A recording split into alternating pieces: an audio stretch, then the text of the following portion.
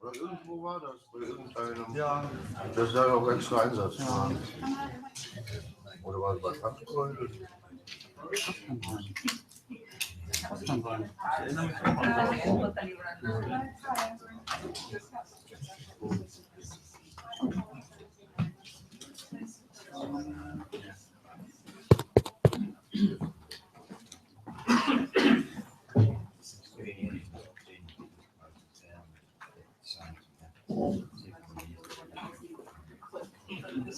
Not very fancy.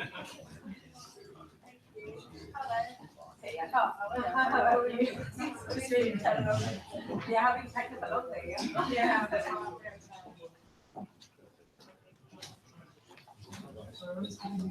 Business card holders. This is what I use all the time. Just the clip. It works. It works good.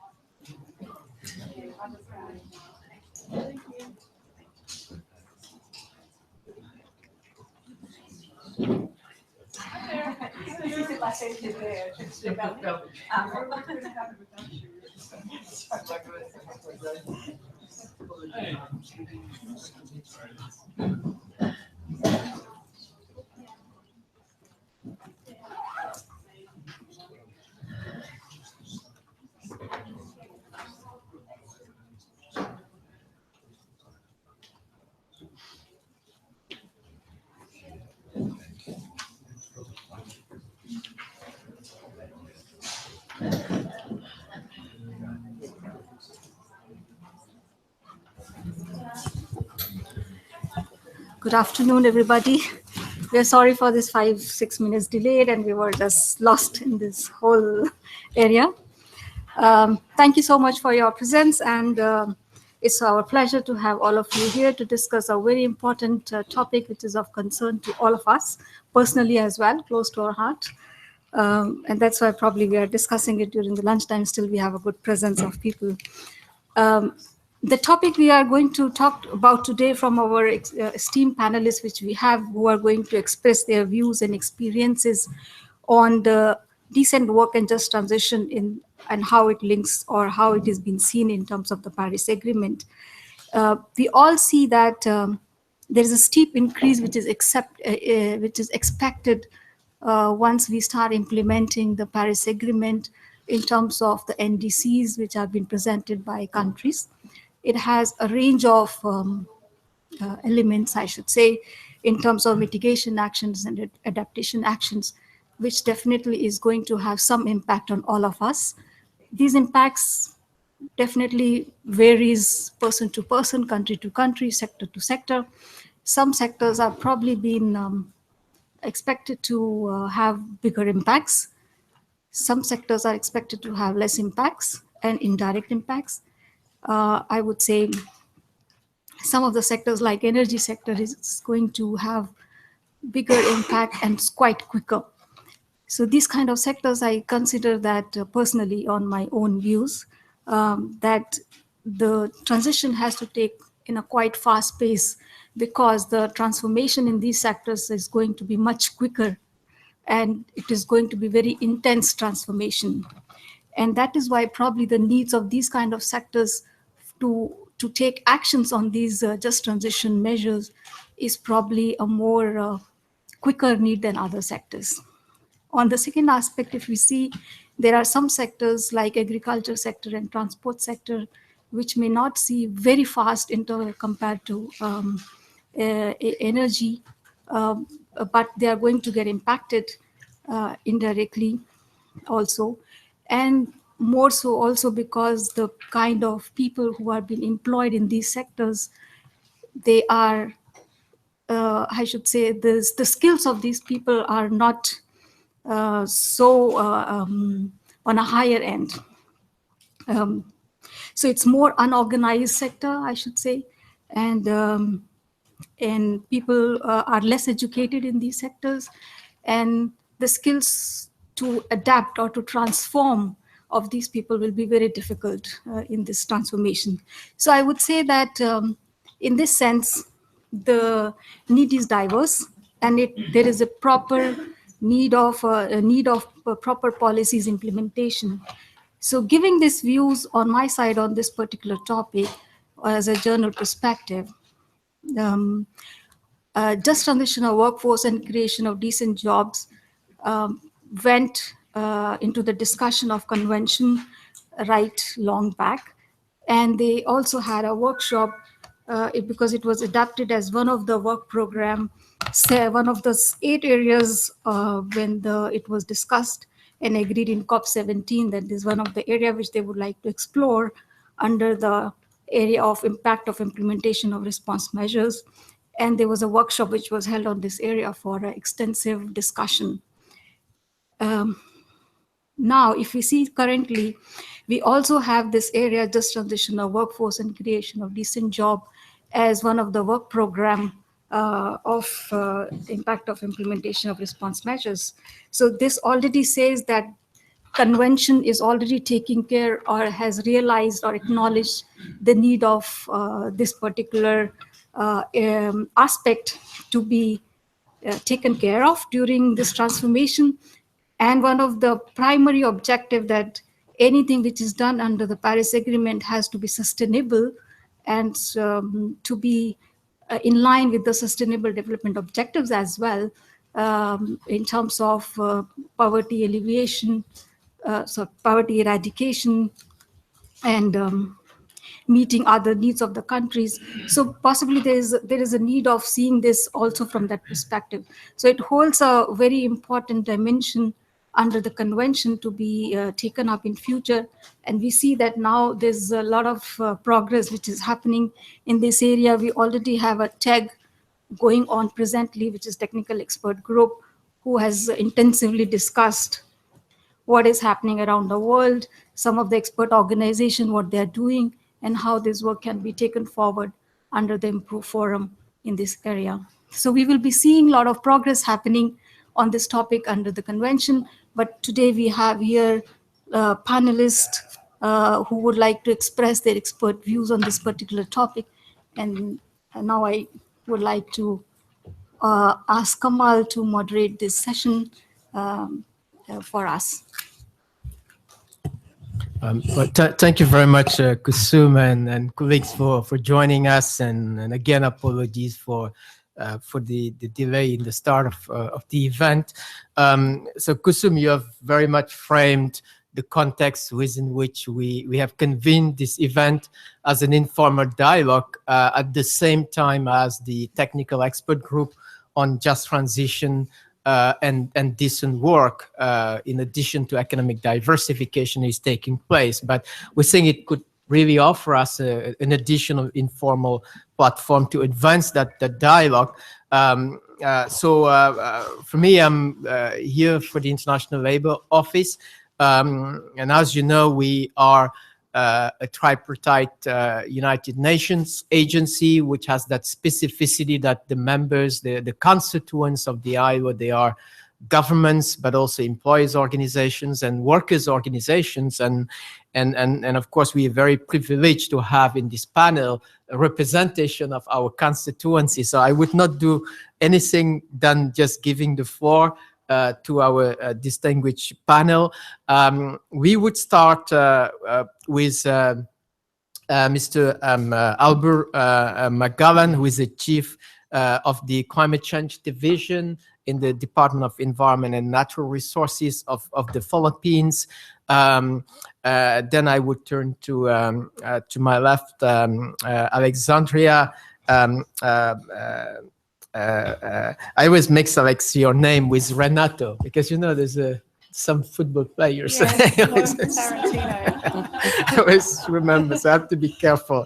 But who is also a co-chair in the technical expert group on just transition. Then Annabella Rosenberg from the International Trade Union Confederation, and Noreen Kennedy from U.S. Council for International Business. So Albert, if I may start with you, we all know the context of the Philippines as a country that is highly vulnerable to climate. And this morning, when we were explaining how labor market policies can play a role in addressing climate change and response measures, one of the examples we gave was how the ILO has been collaborating with the Philippines in response to typhoons, Haiyan and recurrent in the Philippines. But we also know that there are issues coming up with some of the measures that the government of the Philippines has taken recently. So I'd just like to invite you to share your perspectives from that angle, please. Yes, thank you, Kamal. So perhaps I should start my views, expressing my views with some background information about the Philippines, especially for those who are not familiar with the Philippines yet. The Philippines is actually a middle-income country and one of the fastest-growing economies in Southeast Asia, but still plagued by significant pockets of poverty. In fact, it is the 12th most populated country with 100.98 million people and 26.3% of poverty incidence. And also, it is very rich in mineral resources. In fact, it is the 5th most highly mineralized country, and but also considered as one of the most mega diverse countries, hosting more than 52,177 described species, of which more than half of this is found in the Philippines. As mentioned earlier by Mr. Kamal, the Philippines is also among the most vulnerable to disasters and impacts of climate change. And it is ranking the 3rd according to the World Risk Index, and number 4 based on German Climate Risk Index. So the annual cost of disasters ranging from 0.7 to 1% of the gross domestic product. In fact, if you have to look at the consequences of the typhoon Haiyan, that the Philippines has incurred 5% gross domestic product loss and affected 5.9 million workers. So it is expected that about 2.2% up to 6.7% will be lost from the GDP by year 21,000 due to climate-related disasters. So the Philippines is also one of the is one of the 3 pilot countries for with regards to the application of the policy guidelines on just transition towards environmentally sustainable economies and societies. So the pilot initiative in the Philippines, the Just Transition Project, will provide support to constituents such as the government workers and employers, organizations, and other stakeholders for the promotion of quality jobs in the greener economy through the operationalization of the Philippine Green Jobs Act. So we have the law already in place supporting the operationalization of creation of green jobs, and also in managing structural changes brought about by environmental and climate change policies and its impacts. So under this, the Just Transition Project, the Philippines will be able to avail of the project's benefits, like, for example, the project will carry out assessments of the employment and socioeconomic impacts of environmental policies to inform policy choices at macro and sectoral level. It will also establish a tripartite cooperation mechanism. And most important of all, the project will also assist the Philippine government in coming up with the implementing rules and regulations of the Green Jobs Act, because we are still in the process of formulating the IRRs for the Green Jobs Act. So if we have to look at the effects of closing down some of the mining projects in the Philippines, it will definitely affect some of the most of the workers, especially those who are employed in mining project sites, because as we all know, as in the Philippines, we know that minerals and mineral products are the backbone of most industries, and some form of mining or quarrying is carried out in nearly every country in the world, and it has important economic, environmental, labor, and social effects. So we all know that we cannot do away with the mining projects or the mining sector in the Philippines, because we know that if this sector is harnessed properly, it has a significant potential to contribute to economic growth and development by creating jobs, creating employment, household income generation, tax revenues. But however, if you have to examine closely the mining sector, the contribution of the mining sector to the economy, current contribution of the sector to the country's economic growth relative to its potential has been low. So that's one of the reasons why my ministry, the Ministry of Environment and Natural Resources, is really looking at looking at the closure of some mine sites because of the problems of compliance with environmental laws and regulations. So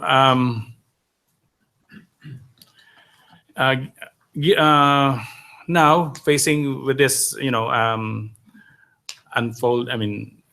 the threat of closing down the mine sites, communities are also affected by the current environmental destruction brought about by some of the mining operations, which has impacts on their food security, health, livelihood, and general welfare. Since mining is dependent on finite resources, closure of mining operations is inevitable.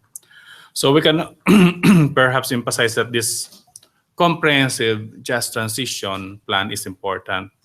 So that needs to be started immediately to facilitate the shift to more environmentally sustainable economy. So the Just Transition Project will assist us to identify the specific measures that will be supporting, and also in the conduct of assessment in one of the mine sites to inform the response measures and facilitating social dialogue with relevant stakeholders, including local government units, workers, mining companies, community members, the indigenous peoples, the civil society organizations, among others.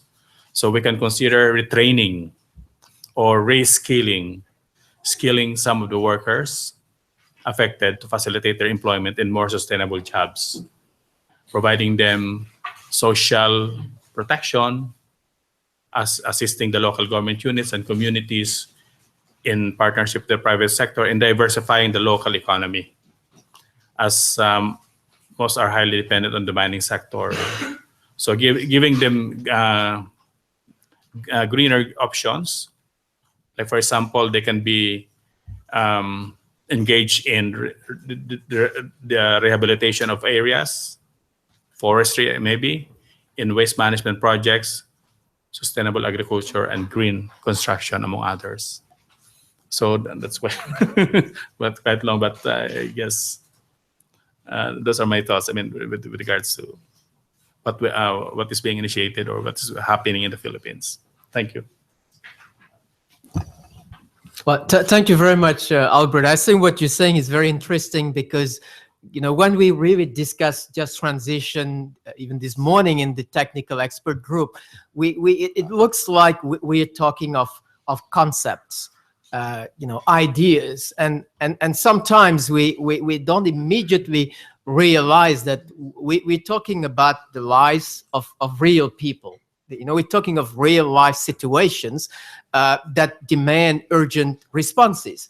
And so I think you've very much framed it well, an ongoing situation. And what I'd like to do is to just invite Alex because Australia has faced similar situations, but of which you're sort of coming out with some package, some sort of solutions, and would be useful to see from your perspective, what has happened in the Australian context and in which ways that could actually inspire solutions that are being sort of in the context of the Philippines. Of course, knowing that we speak of different contexts, but in terms of the type of responses that one can think about. So Alex, may I just invite you to share views on Australian situation? Certainly. I just realized I've forgotten my notes, so I'm just going to find it in my phone. But while I'm looking for that, I'll just also note that we've had some very interesting discussions in the technical expert group meeting on response measures the past couple of days. So the UNFCCC has decided at the Marrakesh Climate Change Conference to convene a 2-day technical expert meeting on the impacts of climate change policies on, so it'll be looking at, the first day yesterday looked at economic diversification and transformation, and then today it was looking at this very topic. So so we've had some very rich and interesting presentations, including from Kamal, and he's got a lot of questions, and there was a great deal of interest in the work that the ILO was doing, as well as it was clear that a lot of other international organisations are doing a lot of work in this space. So this morning I briefly talked about what Australia is doing to support the Australian workforce to deal with certain impacts of the transition to a low carbon economy. Namely, the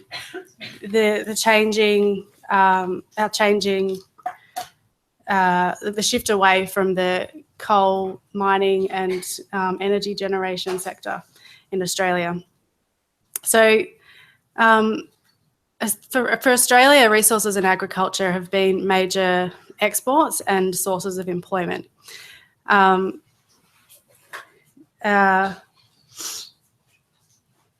we've seen a shift away from these sectors in recent years. So, for example,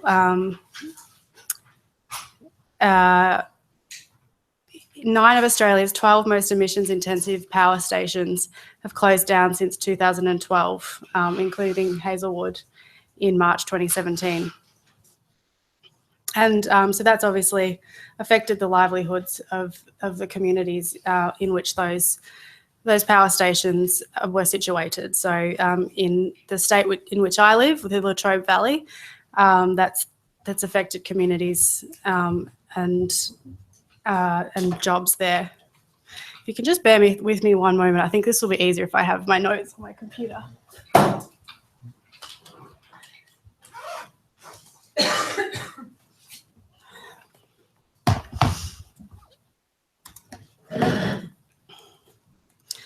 Sorry, it's been being a co-chair and has taken up most of my time today. So,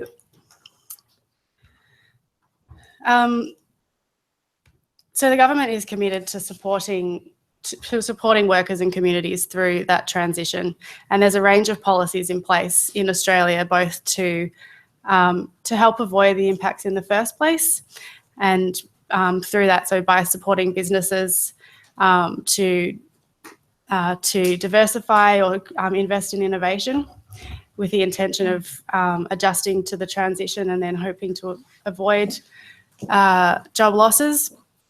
And then there's also policies at the other end which are aimed at addressing any impacts on jobs that may take place. So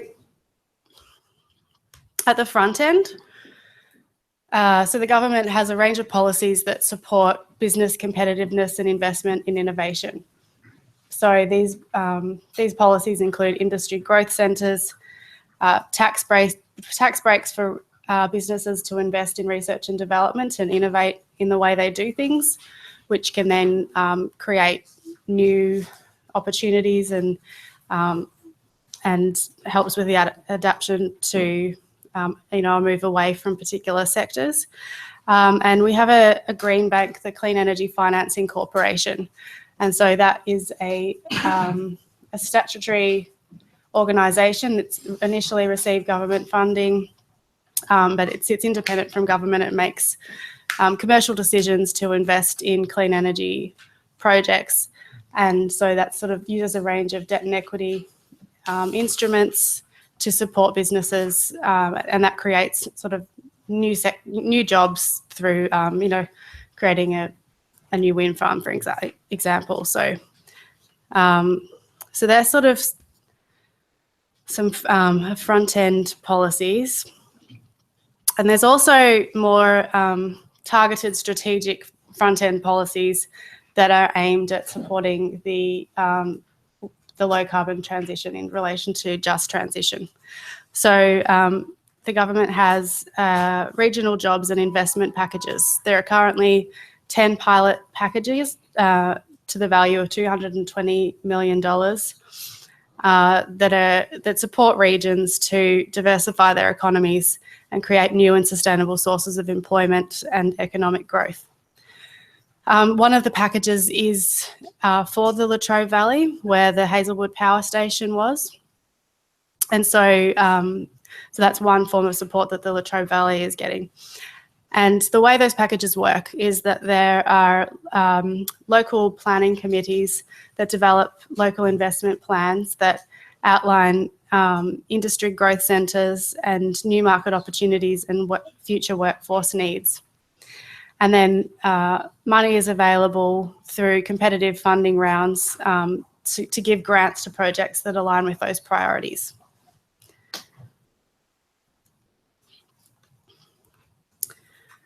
There's also, it's important to note that a significant action is being taken by subnational governments to support just transition and the creation of decent work and quality jobs. So in the state in which I live, Victoria, which is where the Latrobe Valley and Hazelwood Power Station is, the Victorian government is making a lot of effort to support the Latrobe Valley community at this time. So there's a $226 million package to support the region's economic diversification, growth and resilience. And that package will assist affected workers to access services, including skills, training and employment, help businesses diversify and access new markets, and invest in local infrastructure priorities and community development initiatives such as transport upgrades to economic and community facilities. And a Latrobe Valley Authority is being created to implement the package. And then we get to the situation where we have been where businesses have made an unavoidable decision to downsize or to shut down, leading to job losses. And so there are policies in place to support affected workers and communities in those situations. So we have a national employment service called Job Active, which consists of a network of job active providers across Australia in over 1,700 locations. And the government service is to connect job seekers with those employment opportunities. And there have also been instances of targeted assistance in circumstances where there's more significant impacts at a large scale. So we've had car manufacturing phased out in recent years in Australia, and that's been accompanied with sort of targeted assistance to those affected workers. And similarly, the Latrobe Valley Structural Adjustment Package is $43 million specifically to address the closure of Hazelwood and the transition that's going to take place in the broader Latrobe Valley community, where there are several other power stations still online. So I think I'll leave it there, and very happy to take questions. I did notice there's a fellow Australian even in the audience. I'm sure there might be more than one, so I welcome questions. Thank you. Well, thank you very much, Alex. I think I'd like to invite Annabella and Noreen to come, because we have heard two cases where governments seems to be working on plans involving social partners. But so from your point of view, what is your take? And from a broader agenda of just transition, how do you see the role of both workers' organizations and employers in going forward with this agenda, within our negotiations here, but as we work with our member states as well?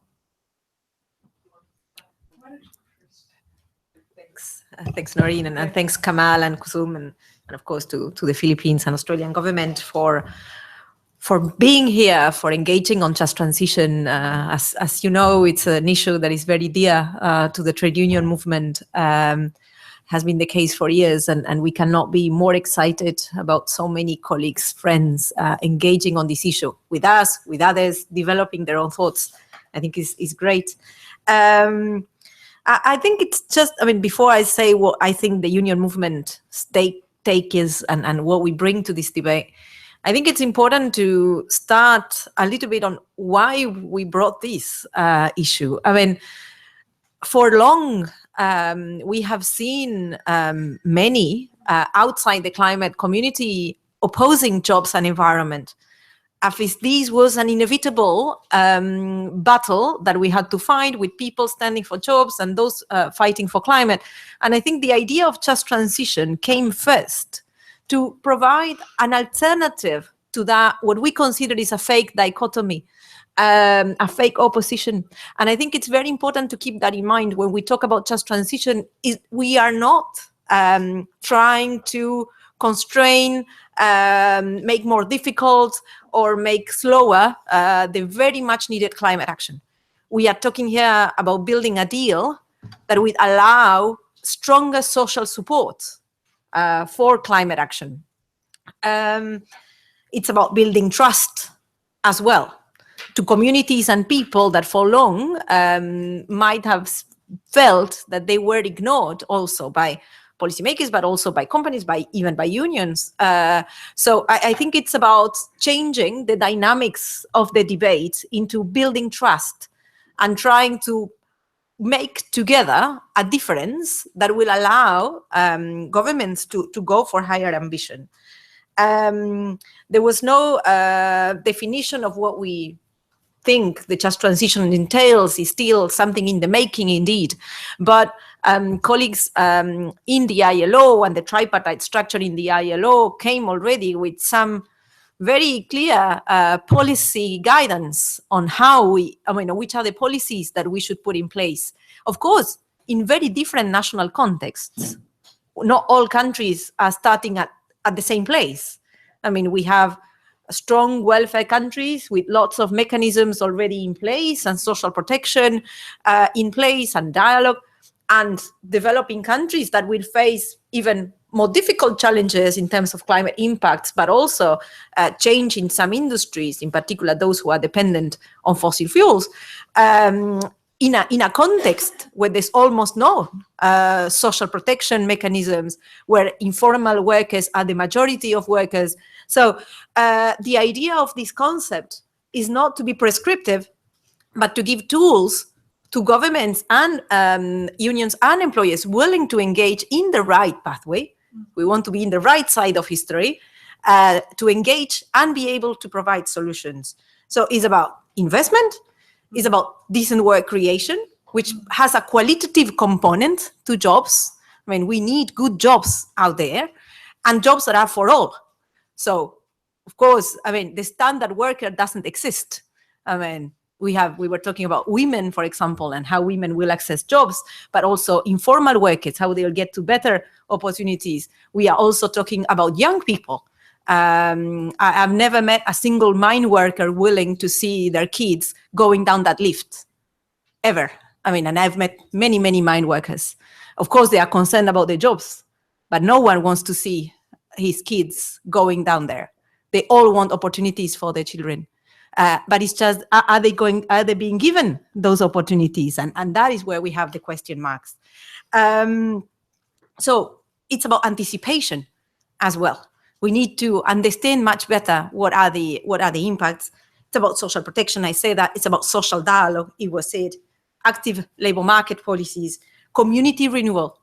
Because sometimes, and that was interesting also in the Hazelwood case, workers find a pathway. I mean, they are provided with opportunities to go somewhere else. But when big utilities close, very often the community loses jobs that were not directly related to the power plant. We are talking about those in the service sector that were, I don't know, selling sandwiches for those workers. We are thinking also about the public services that were in that community, funded very often by taxes that were paid by those companies. So there's a whole economic ecosystem there that we need to think about and think which are the solutions in terms of economic diversification for those places. One more element before I say what we're doing. This is not just about energy.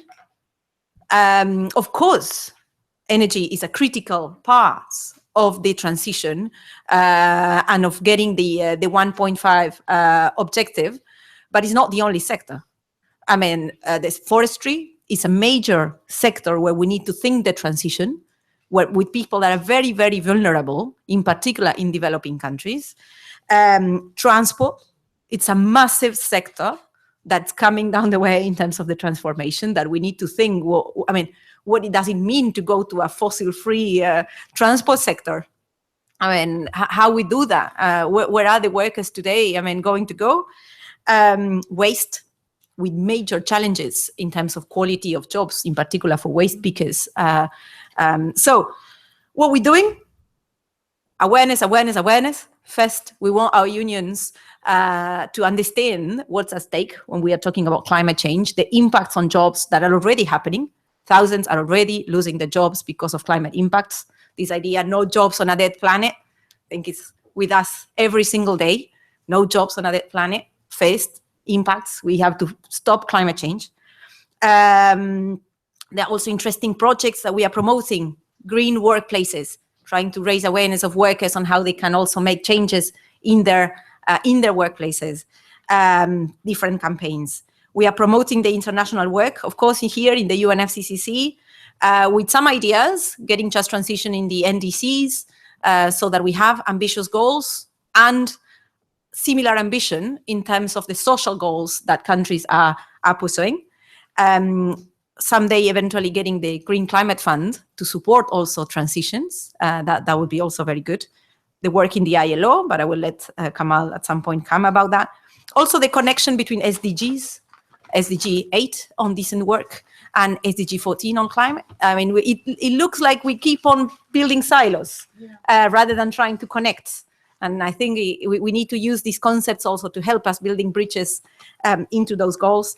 And the G20, I will not expand on that. Final word, national work is basically where things are going to happen.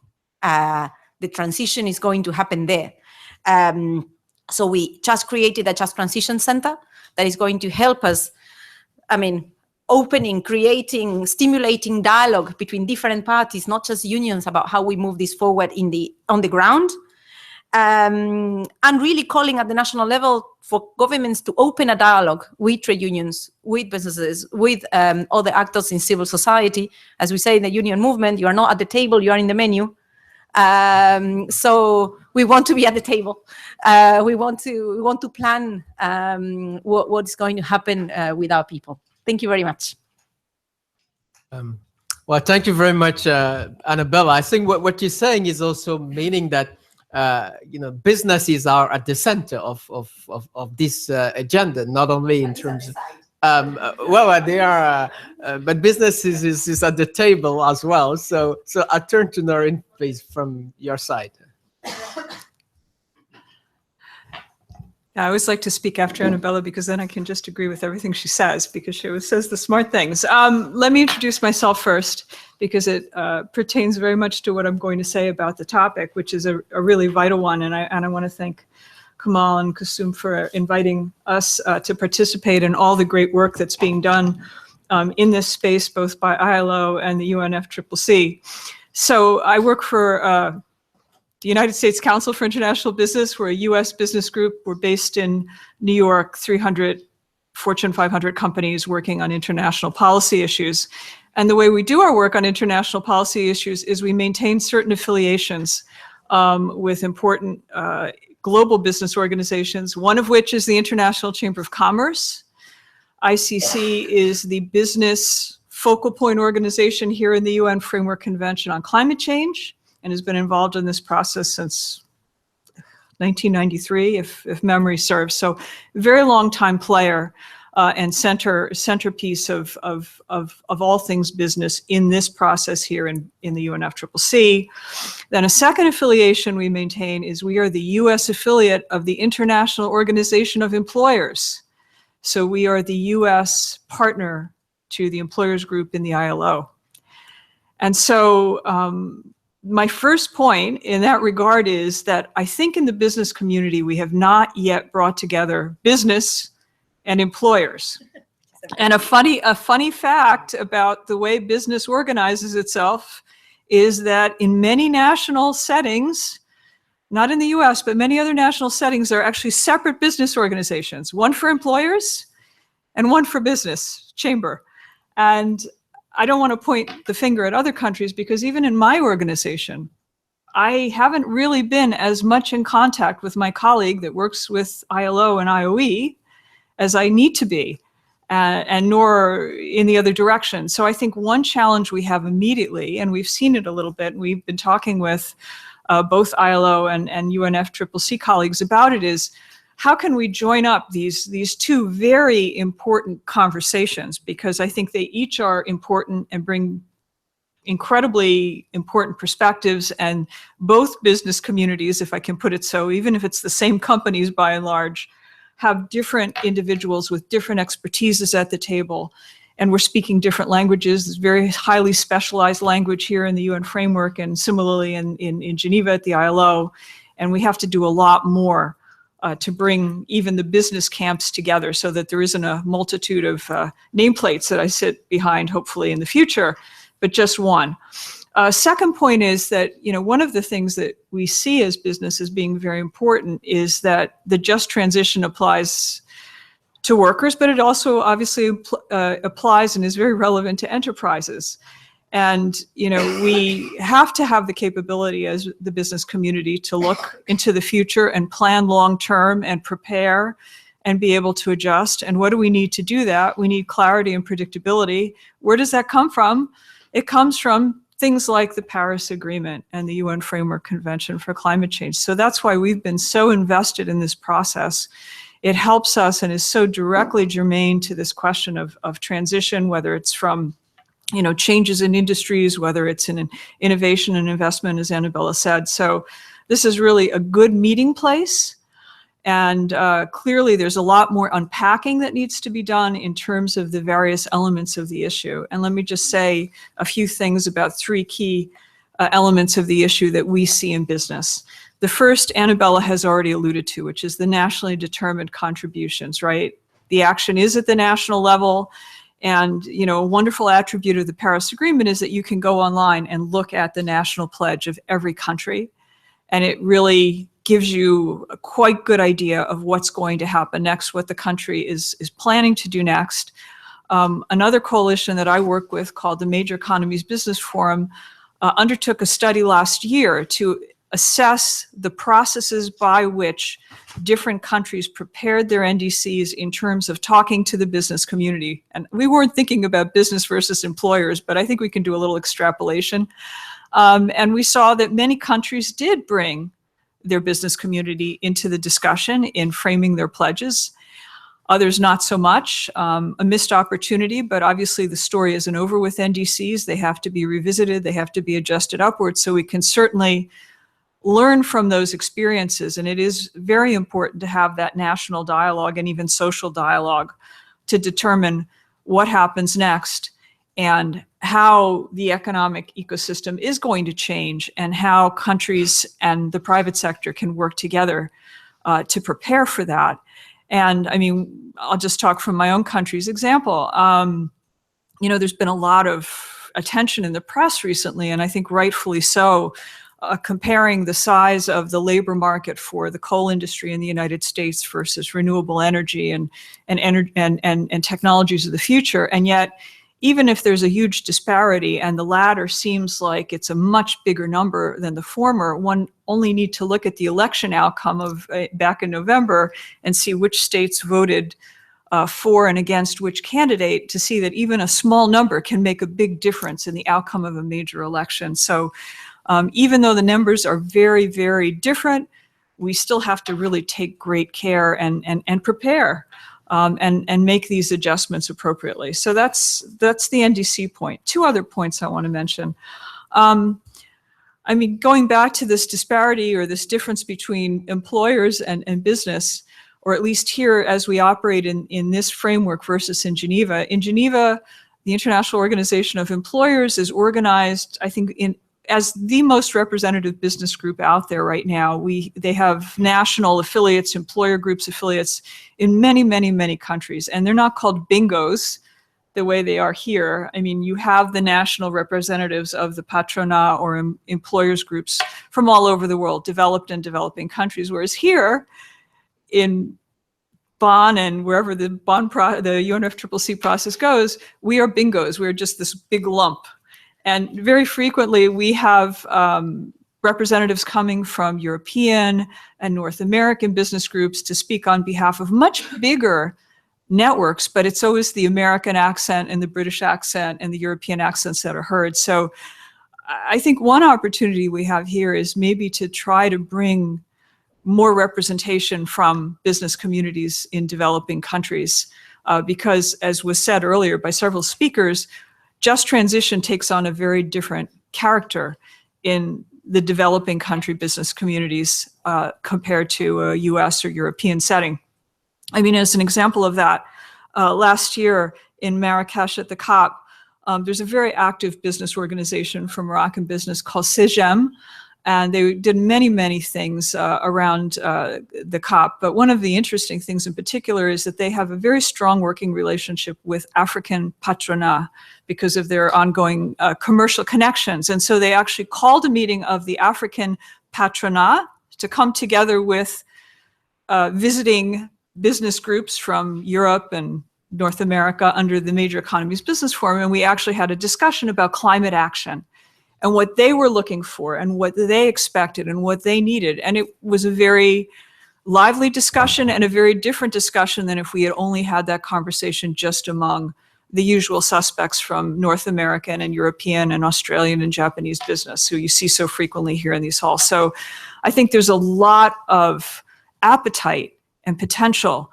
to bring in developing country business communities, employers groups into this discussion. So that's one point. And then the second point that I will finish with is informality. Again, an anecdote back to a COP in Lima where, again, we visited with our counterparts, Peruvian business groups, and as normally happens at COPs, we have a meeting to talk about what are the priority issues that each business community has to tackle. And we always try to anticipate what might this business group say so that we can be ready and sound halfway intelligent.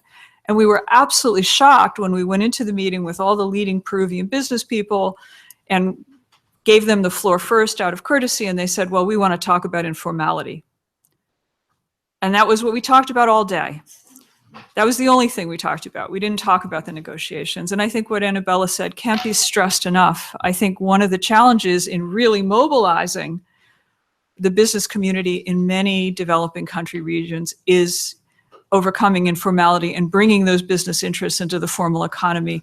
So just going back to, and to close up, because I know we want to have discussion and I shouldn't monopolize the mic. I mean, I think there are many layers of this issue that we're just beginning to uncover. And I think this communication between UNFCCC and ILO, which has been underway for a while, but is now being expanded to the social dialogue partners, is really great. And I hope we can continue it and extend it. I know within the business community, we have a lot more work to do, even talking to my own colleagues in my own office, but that's just indicative of what has to happen much more widely within companies. You know, the organizations of companies, their internal management practices for climate change and their internal management practices for human resources probably do not intersect very much. They're totally separate, and I'm not sure when they will be coming together, and that's going to be a critical factor too. So a lot of work to do, but I think excellent, very relevant to the economic ecosystem, which is so important and which we really need to have working towards climate action and towards the transformational change that is envisioned by the Paris Agreement. And with that, I'll close. Thank you. Well, thank you very much, Noreen. I think we've heard from the panel the number of issues that simply outline the complexity of the question. It's just transition, but then it is not just a matter for governments, workers, and employers. We've talked about the impacts on the broader communities and the economic system as a whole. This notion of informal economy, and I think for myself, coming from Africa, I understand very well the African economies are dominated by the informal economy, and that is an important matter to take into account. And you've mentioned cost. You know, we're talking about big numbers to deal with just transition. Where is that money going to come from? Do national budgets of government allow that? Is it companies paying for it? Is it the international funding mechanism, the Great Climate Fund? So I'd just like with that to open our dialogue and invite our colleagues and dear delegates here to share views.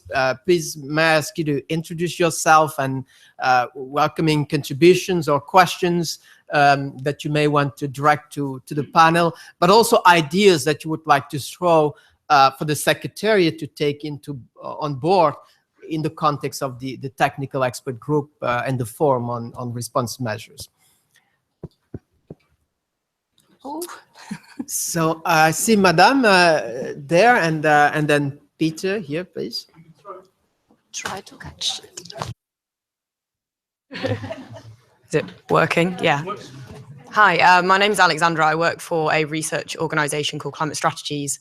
We're actually working on a project about coal transitions at the moment, and a bit of background research has looked at the transition of jobs as coal sectors have changed in different countries. I was part of an event recently about coal in the US, but I think it is you can apply it to many countries.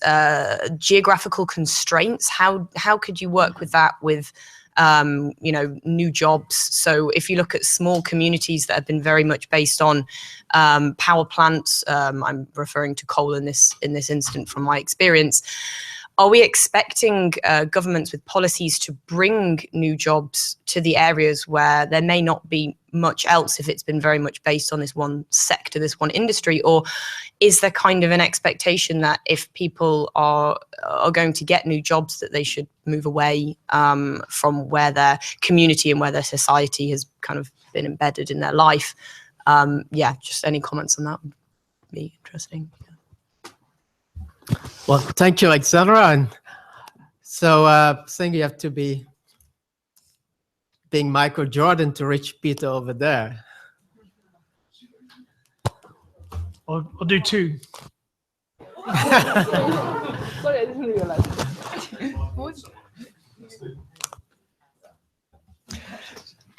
Thank you.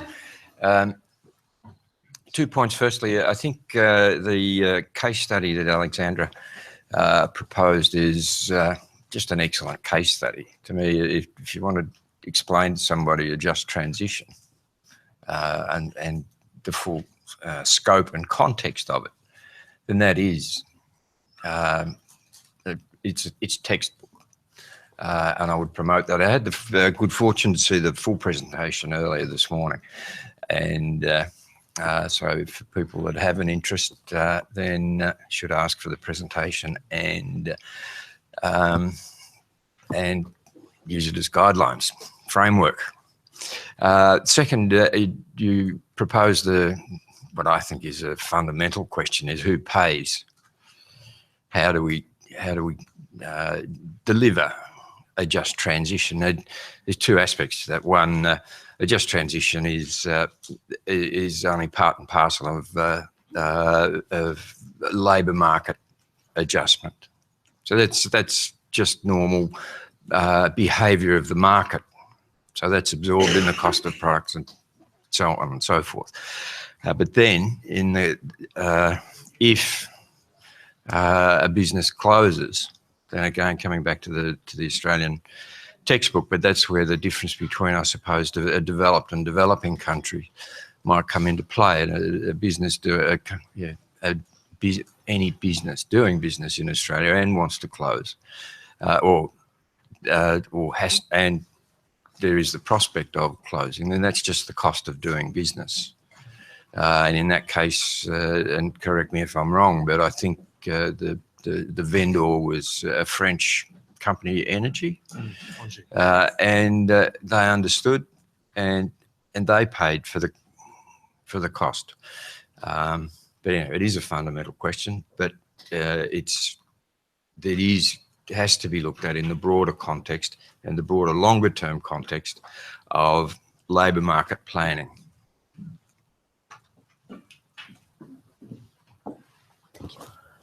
Maybe we'll take 3 more contributions. Yes, I'm here. Okay, thank you. I introduce myself. Hello, thank you for the opportunity. My name is Daniela Pedraza. I am from WIDO, Women's Environment and Development Organization. We are part of the Women and Gender Caucus, and we are also working the just transition from the gender perspective. My question will be, how are you approaching the gap that exists for women in the gender and the workforce in this just transition? Because as it was mentioned on the technical meeting this morning, this is not just about a transition, but about creation of jobs. So how do you approach that in order to include the care work that is also a burden right now for women? Thank you.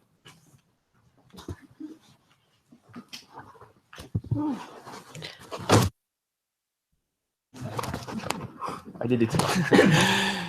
So Benjamin Denis from the ETUC, the European Trade Union Confederation. Just a short intervention to explain and to illustrate how at EU level we are currently trying to operationalize the notion of just transition. We are working mainly on two specific proposals. One of them has to do with funding. We have proposed to create a just transition fund in the context of the reform of the emissions trading system for the post-2020 period.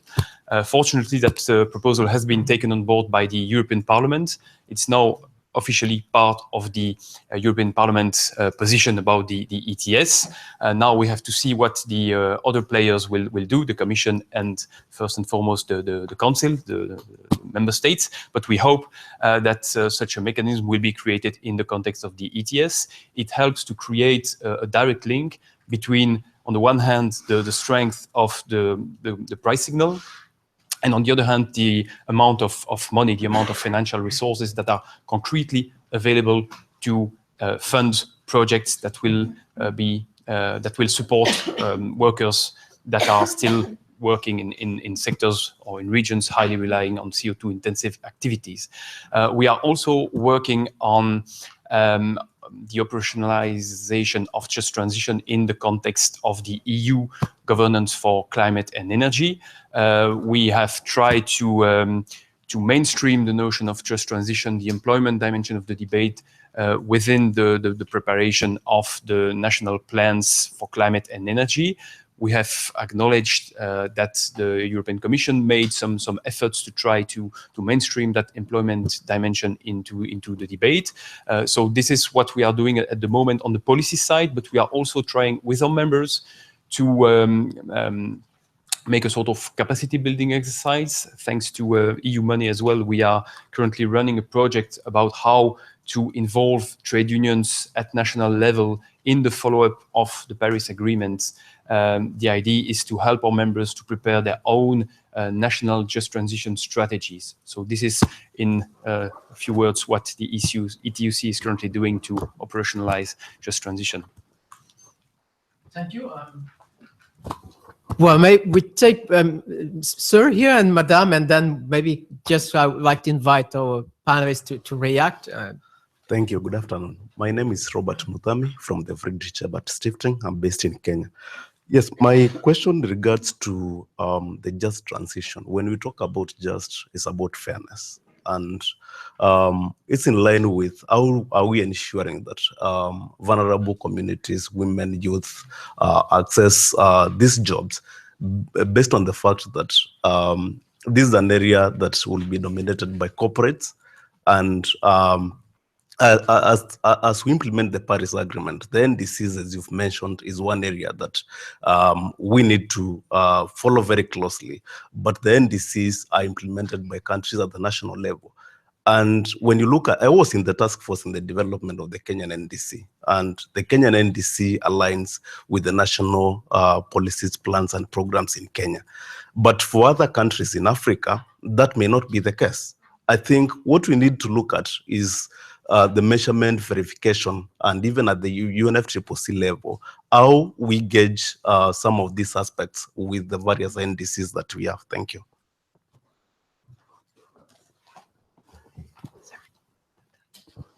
Okay, thank you. This is really addressing what the facilitator said in the summary at the end, but also for the panelists. And you mentioned that you really need to bring together all the different sectors, the business, the employees, the employers, governments. And I'm the international ambassador and former CEO of an organization called Climate KIC, where KIC is a knowledge innovation community. And it's an EU organization that goes across Europe. It's the largest public-private partnership now addressing climate change, mitigation and adaptation through innovation.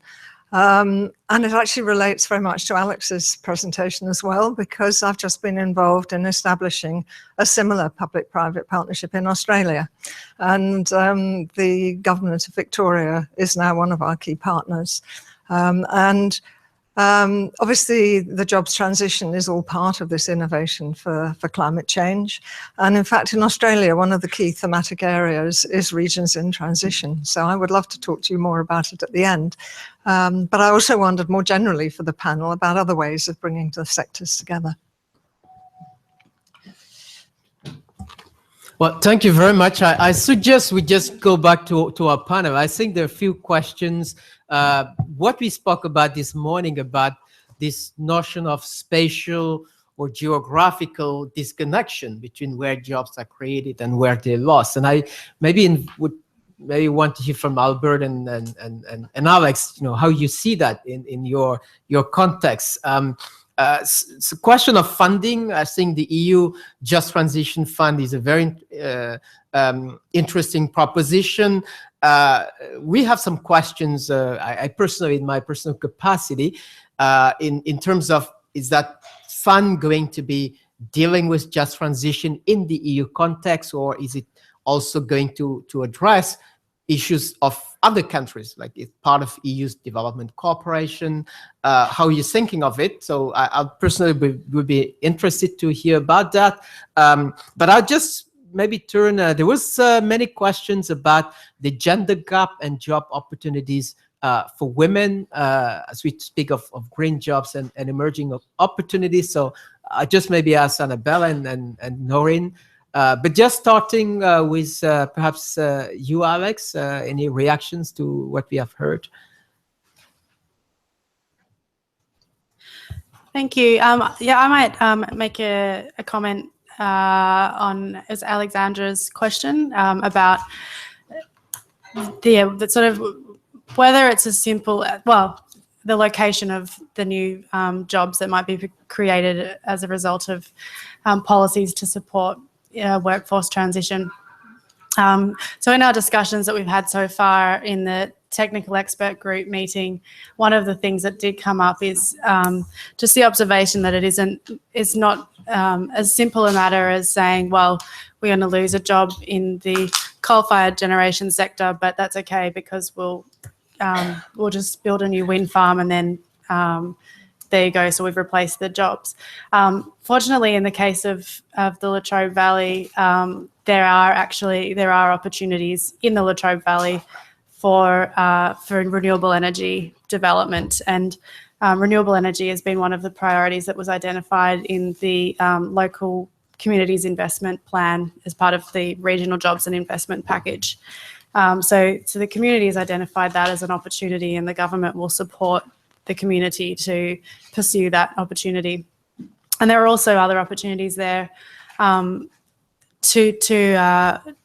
that might use technologies that haven't been fully developed yet, but they could be pursued in the future, like the production of hydrogen from the coal resources that are there, plus carbon capture and storage. And so you're thus creating a whole new export opportunity and sources of growth and employment, as well as using the skills that people who have been working in the coal sector already have.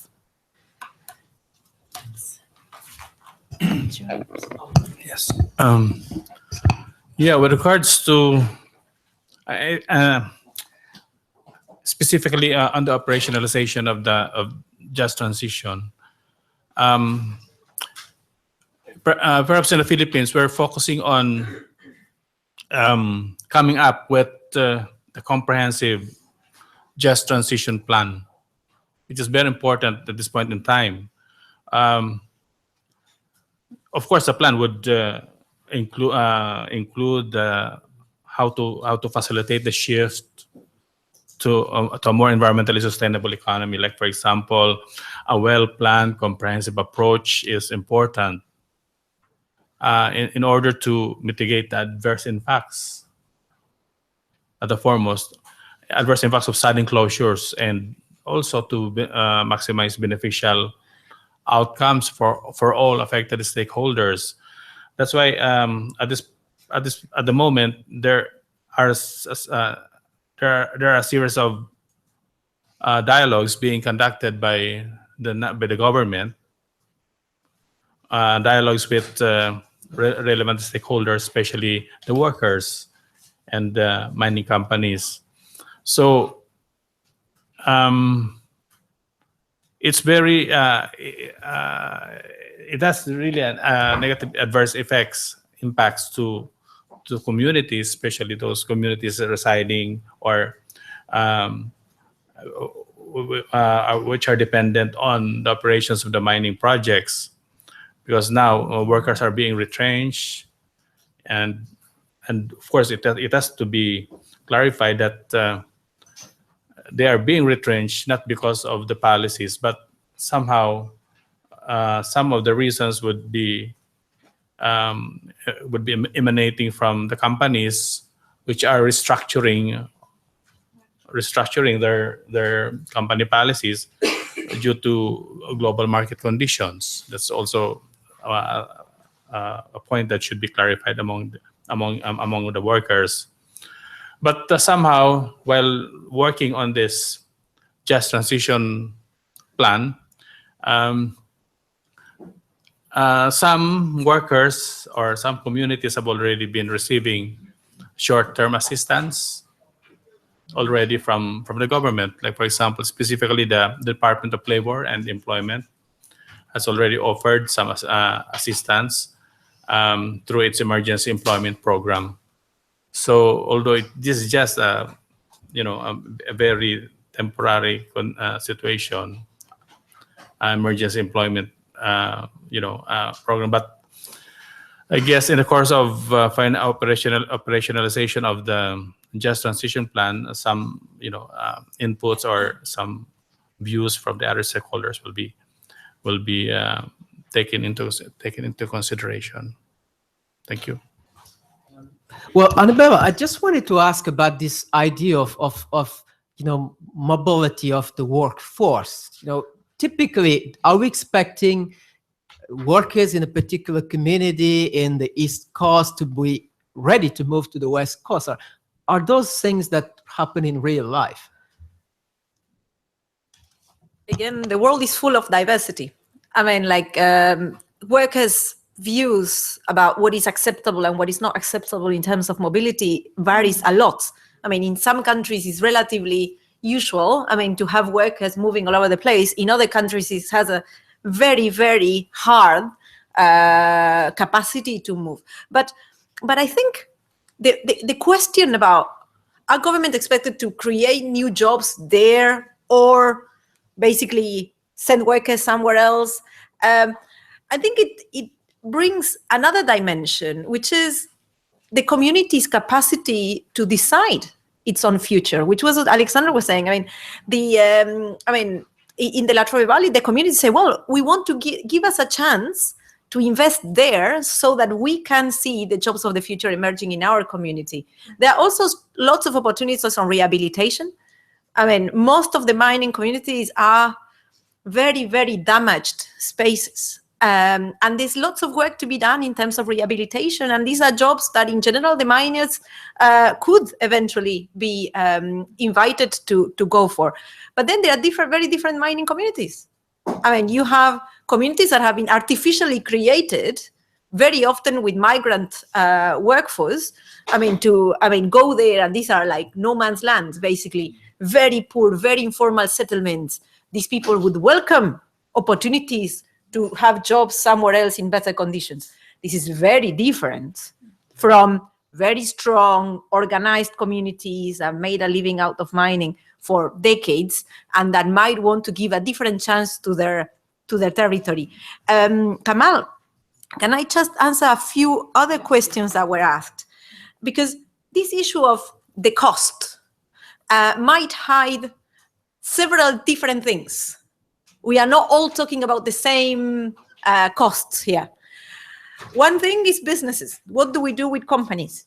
Some companies will have to invest, we believe, their own money for their own future. And they might be making the wrong choices. Right. And they might, some, not all, be using the workers as shields while they try to negotiate the best subsidies from public sector. That's not the idea. We don't want public money for basically delaying things that should be done, the sooner the better, with different planning and eventually encouraging companies from now, as we say, show us your plan. What is your plan for a 2-degree world? And many are not planning because they don't know, because they are trying to play a little bit sometime, others are doing it. So show us the plan. And that money is kind of a question that, well, companies should ask themselves, about, are they giving it to shareholders? Are they investing in their own future? We might have to do, at the government side, something to encourage investment in the real economy rather than speculation, and helping companies that want to invest in the real economy to do those transitions and not just supporting short-termism. There's money then, the issue of the cost for workers' protection. For example, in my country, in Argentina, there's no unemployment benefit. Doesn't exist. An unemployment benefit. So we might want to consider some form of package that would support workers that will not be finding job immediately, to support them. That costs money. But in other countries that exists. And there's a full package already in place. So, and this is coming from budgets. And then there is the big unknown, which is what we do with communities. Who's paying for community renewal? And then you have taxes. Like community taxes. I've been exchanging a lot with the mayor of industrial city in France, Grand Sainte, a strong chemical stronghold in France. And he's saying, well, actually, today we are rich. We are getting quite a lot of tax from all these chemical utilities, but we know that probably in 20, 25 years, they will not be here anymore. So what do we do now with the money we have, rather than just keep on building swimming pools? What do we do now to basically enable new jobs in our community? So the money issue indeed is a big number, but it serves very different purposes and targets. And I cannot forget the question on gender, because very often we leave that to the end. Most of the green sectors are going to be male-dominated unless there are determined public policies to bring women to those sectors that have been traditionally male-dominated, like construction. The building trade is a traditionally male-dominated sector. Today, physical aspects do not justify that segregation. Most of the works in the building trades today does not depend on physical strength. It's just a cultural shift, and also some accompanying measures on the public side to secure the fact that women can enter into that sector with sufficient support, also in terms of handling parent responsibilities in a sector that is quite different sometimes. So we've produced a short report on women and green jobs several years ago, but I think we are very much committed to working with our women colleagues, gender groups, to ensure that that comes in a much higher profile in our work. But Noreen, I think you respond to a few questions, but one that I just wanted to bring your attention to is this idea that some of the closures that we see are just part of normal business processes.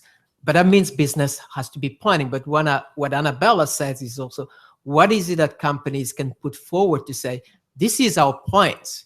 Governments have to be planning, but I would like to also hear from you on if there are any ideas. Yeah, well, no, I mean, I think the first thing to say, and I'm not trying to dismiss just transition, but, we sometimes say that, it's a transition. I mean, transition and change is something that the business community, if it's going to remain at all successful, any individual company, and it's of course impossible to make generalizations, but, let's just say as a basic premise that, the business community and individual companies do have to be continuously ready to make adjustments, look for new competitive opportunities and markets, and get ready for what's coming. And life is coming at them very fast. And, as we saw in the US last year, I mean, new politics, new economic realities, we do have to be continuously making these adjustments.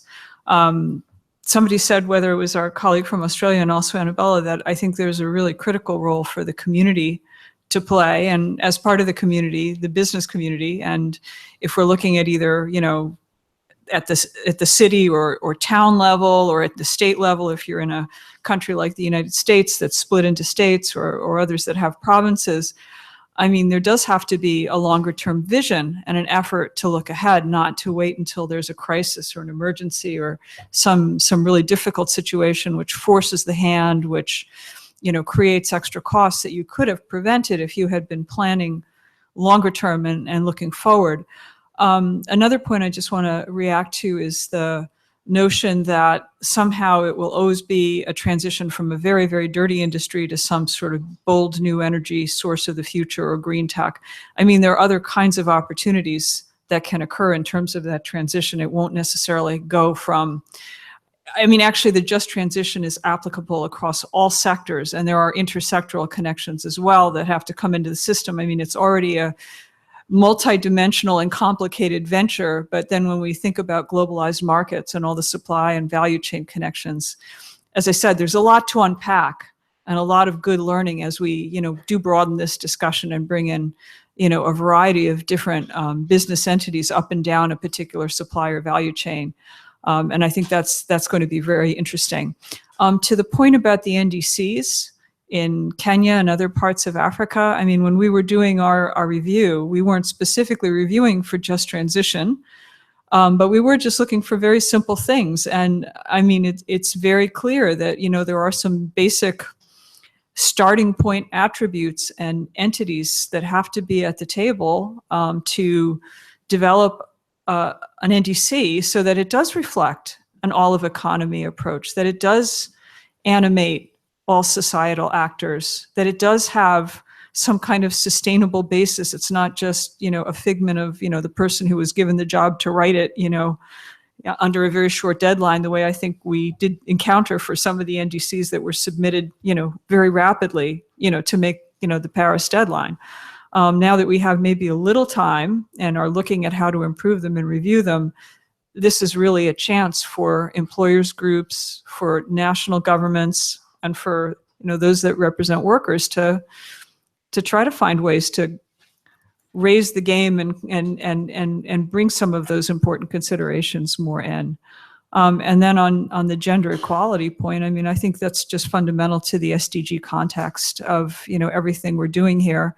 I don't ever want to get into an argument about which is the more important framework, the climate framework or the SDGs. They're both part of one big picture and blueprint. And I think, a critical part of that, for business is, observing gender equality and equality of opportunity. So that obviously is part of just transition, like it's part of everything else, that we need to be doing in the business community. Thank you. Well, thank you very much. I don't know who has the microphone. Anybody has the microphone now? Oh, okay. Now I was thinking if anybody had it, we ask that person to give us a takeaway message, but it's unless you throw it away for anybody who wants to do that. But I just have captured a few points, so I would just go back if you have any final words. But what I take is that we start with the gender dimension. So there's an important gender dimension that should be a starting point, not an end point in our discussion on just transition and how to capture the employment dividends that could come with that. And then there's this idea that just transition is first and foremost about social justice.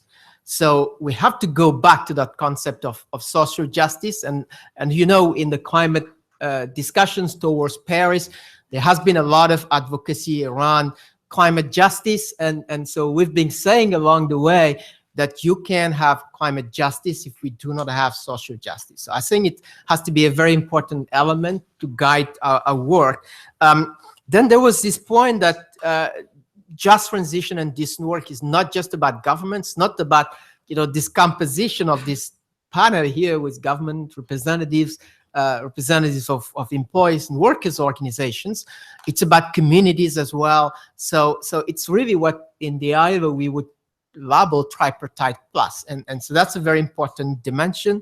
There is this idea about the informal economy, and so we really do not know how, in the context of NDCs and the technical expert group, the question of the informal economy is going to be addressed. But we know it's the majority of businesses that we talk about in most parts of the world, and that has to be given a particular attention. There was an important point about planning, but what I heard is that planning for just transition is not just about public policies.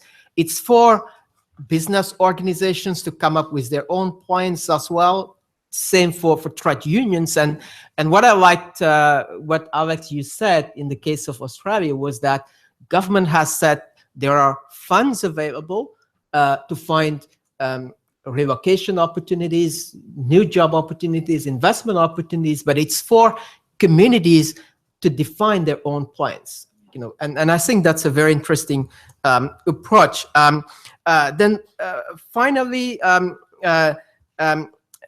we have to understand that climate change is just one of the elements driving structural change in many economic sectors. There are normal business operations, there's automation, technological development, and we should be able to make fine lines between these different factors to better guide actions. And finally, all of this has to end up in the NDCs. So we've said that very few NDCs have embedded decent work and just transition, but the review process opens up opportunities to do that. So with that, I just would like to see if anybody within the panel has any final word to say, or maybe Kusum from the Secretariat, how we can take this further to the technical expert group before maybe I invite you to close our discussions.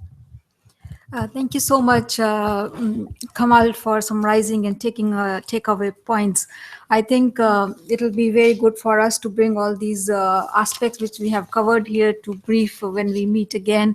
And many of these aspects were actually very well presented when we were having discussions, and we had representatives from different this tripartite, and plus we are trying to cover all these views. So I would really appreciate the views and from all the esteemed panelists which we had here, and we look forward to work with all of them in future when we progress. Thank you so much. And, well, thank you, everybody. Just a round of applause for yourselves for spending the lunchtime with us, and pleasure to keep in this engagement. Thank you very much, and colleagues, for joining us.